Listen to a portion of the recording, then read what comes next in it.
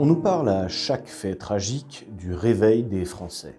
On a vu ça après Charlie, après le Bataclan, après le viol de Mégane à Cherbourg, après le meurtre de Thomas à Crépol, après l'attaque de la gare de Lyon. Mais le réveil français ne vient pas. Et c'est normal. Se réveiller, pourquoi faire? Vous êtes réduit à l'impuissance, vous êtes désarmé parce que vous êtes honnête et laissé sans défense face à des agresseurs qui se moquent de la loi. À quoi sert-il de se réveiller? Pour aller au casse-pipe? Je m'appelle Mitch et je suis le président de l'ARPAC, l'Association pour le rétablissement du port d'armes citoyen, et aujourd'hui on va parler de cette notion de réveil français. Si vous êtes désarmé par la loi, c'est parce que ceux qui écrivent et font exécuter les lois veulent que vous soyez endormi. Votre désarmement est leur principal outil pour vous assommer et vous rendre docile et impuissant face à l'intolérable, face à la barbarie en fait. Quand une agression a lieu devant tout le monde, comme dans le métro par exemple, on se demande souvent pourquoi personne ne fait rien. Eh bien, c'est très simple. Ceux qui agressent ont manifesté leur total irrespect des lois et de la vie en société. Il n'y a donc aucune raison de penser qu'ils ne sont pas eux-mêmes armés, au moins d'un couteau. Donc ceux qui voudraient intervenir, qui sont en général des personnes sans histoire, pourraient largement en fait payer de leur vie cet acte de bravoure, s'ils venaient à donner une réalité concrète à cette fraternité qu'on placarde sur les frontons de nos mairies. Se réveiller et donc agir sans armes contre les agressions, c'est aller au-devant d'un danger immédiat mortel et d'un danger juridique qui n'est pas anodin non plus d'ailleurs. La loi, en désarmant les honnêtes gens, est par ailleurs beaucoup plus violente avec les personnes sans histoire et intégrées qui porteraient une arme malgré la loi pour se défendre, qu'avec des agresseurs multirécidivistes. En effet, dans les textes, par exemple, pour le port illégal d'un pistolet, on risque 10 années de prison et 100 000 € d'amende. Bon, un multirécidiviste n'aura que peu de chances de posséder un bien immobilier qu'on le forcera à revendre pour payer son amende, ni de compte en banque sur lequel on pourra se servir.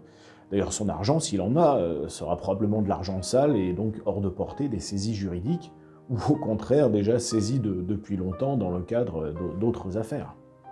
Un multirécidiviste n'aura pas d'emploi à perdre ni de carrière fichue juste parce qu'il porte une arme. Dans son cursus de délinquant, faire de la prison, c'est pas vraiment un problème. Pour se relancer à la sortie, on pourrait même dire que c'est une belle ligne sur son CV. Alors que pendant l'incarcération, le multirécidiviste aura beaucoup de chances de trouver des alliés et la personne sans histoire, juste embastillée pour avoir pris une précaution de trop, elle sera seule.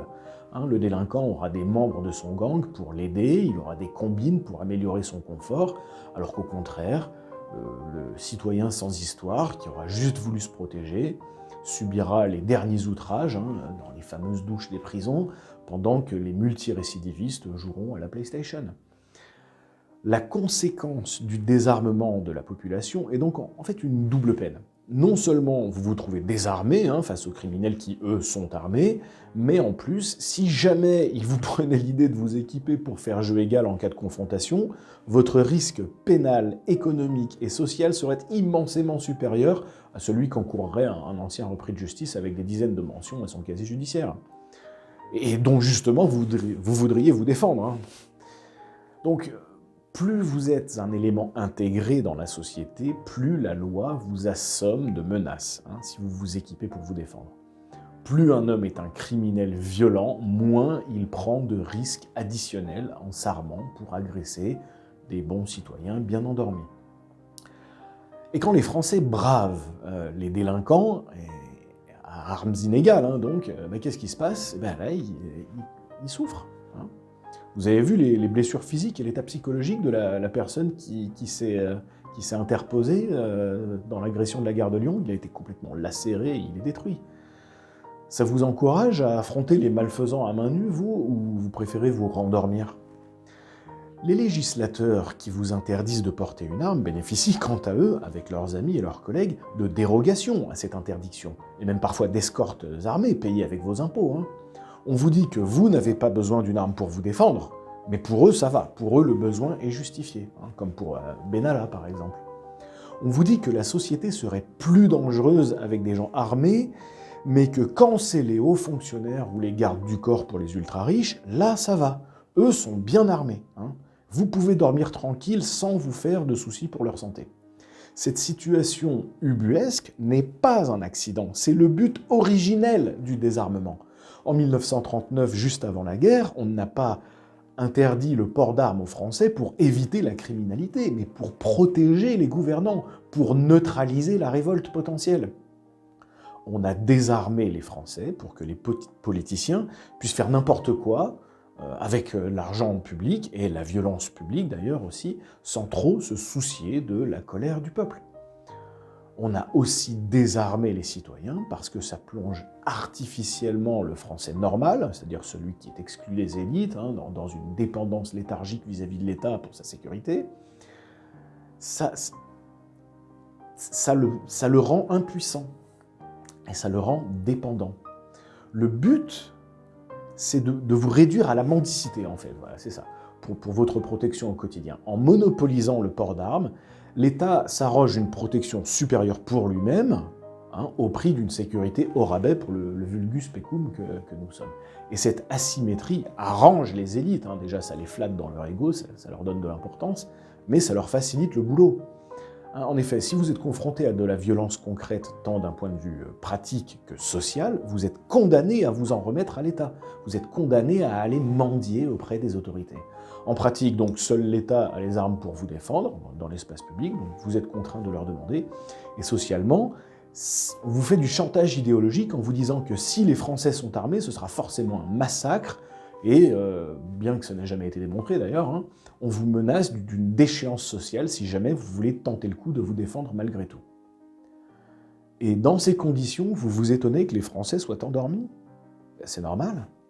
Maintenant que les Français ont accepté leur dépendance sécuritaire par le désarmement individuel, ils n'ont plus qu'un choix, la fuite en avant dans le fantasme puéril, quasi onirique en fait, du gentil État qui se charge de tout, puisqu'il est le seul à en avoir légalement les moyens. Vous en êtes réduit en fait à donner toujours plus de pouvoir à ceux qui sont les seuls à être armés, en espérant que ces bons princes s'occupent un petit peu de votre sécurité quand ils auront fini de s'occuper de la leur. Donc on a privé les Français de leurs moyens de se défendre dans l'espace public pour les soumettre plus efficacement aux institutions et à ceux qui les dirigent. Le désarmement, c'est l'asservissement. Comme on désarme un peuple conquis, on désarme un peuple servile. Il y a de quoi préférer dormir dans un doux rêve plutôt que de faire face à la cauchemardesque réalité de ce qu'est le désarmement des individus et de pourquoi il a été effectué, ce désarmement.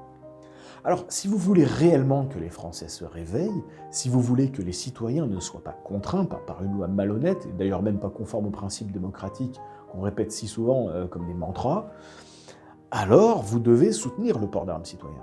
Si la sécurité des individus est un problème, ce qu'il faut, ce n'est pas encore plus de policiers, ce n'est pas des cours de self-défense à main nue pour affronter des kalachnikovs, ce n'est pas des cours d'empathie dans les écoles, ce n'est pas des marches blanches ou des partis politiques qui vous font tous sur ce sujet les mêmes promesses qu'ils faisaient il y a 60 ans.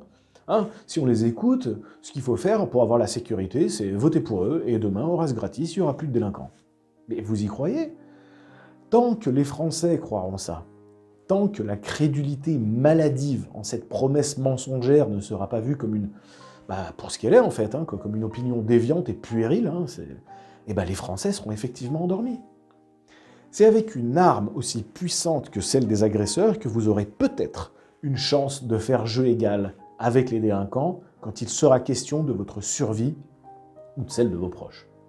Donc on critique souvent l'idée, par exemple, le propos, je dirais, du sentiment d'insécurité de Dupond-Moretti, qui nie l'insécurité, qui dit que ce n'est qu'un sentiment. Mais arrêtez de lui donner raison, parce que tant que vous considérez que c'est à l'État de garantir votre sécurité, c'est que la sécurité n'est pas vraiment votre problème. Et si c'est pas vraiment votre problème, c'est que c'est pas vraiment un problème. C'est que c'est le problème de l'État. Donc si vous pensez que l'insécurité est votre problème, c'est à vous d'agir, de vous équiper et d'apprendre à utiliser cet équipement pour ne plus être une victime. Quand on a un vrai problème, on ne demande pas aux autres de le résoudre. On le prend à bras-le-corps et on fait quelque chose soi-même. Donc si vous voulez que les Français se réveillent, ce qu'il faut, c'est une mesure simple, qui ne coûte pas d'argent public, qui n'augmentera ni vos impôts, ni les impôts des autres d'ailleurs, qui ne créera pas une caste dominante, mais au contraire mettra fin aux privilèges technocratiques de la protection armée. Ce qu'il faut, c'est le port d'armes citoyen. Peu importe votre bord politique, si vous voulez ne serait-ce qu'être autorisé à avoir de quoi tenter votre chance dans le jeu de la survie, le port d'armes est dans votre intérêt. Si par exemple vous croyez en l'idéal démocratique, le port d'armes citoyen correspond à vos valeurs fondamentales. Si vous comprenez que le droit à la légitime défense, à l'autopréservation dépasse les clivages politiques, alors le droit au port d'armes citoyen correspond à vos principes moraux.